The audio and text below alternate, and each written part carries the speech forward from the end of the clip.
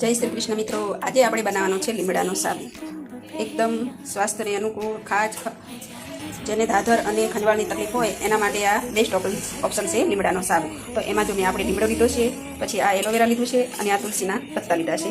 આ બધાને આપણે મિક્સ કરી અને આજે આપણે લીમડાનો સાબુ સરસ એવો બનાવવાનો છે. તો મિત્રો અમે 400 ગ્રામ જેટલું સોપ બેઝ લીધું છે અને આ મોલ્ડ લીધો છે. હવે આપણે આ બધી સામગ્રીને પહેલાં સરસ રીતે ધોઈ નાખીશું અને પછી એને મિક્સરમાં ક્રશ કરી લેવાની છે.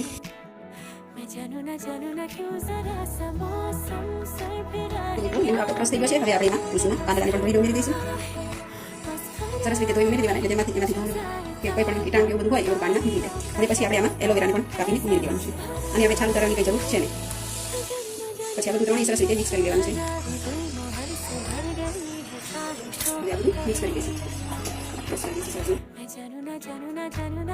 મિત્રો આ એલોવેરા, લીમડો અને તુલસી ક્રશ થઈ ગયું છે. હવે આપણે આને લાવી લઈશું. મિત્રો મિશ્રણ લાવી દીધું છે અને બધુંમાંથી રસ હોય એટલે આપણે નીકળી લેવાનું છે. મિત્રો થોડા સરસ નીકળ્યો છે. હવે આપણે સોપારી છે આપણે નાના પાડી લઈશું.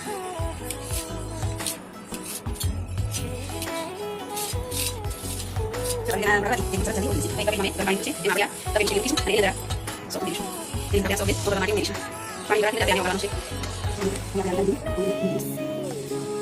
સોપ જો આપણે છે એટલે આપણે આ પેટ લઈએ છે પછી આપણે ઉમેરીશું. અને સરસ કરી લેવાનું છે. terus tidak bilang sering sih biar ini kurang kasih terus sih terus aku terus terus biar ini kurang kasih hari ini sih mau kita tidak boleh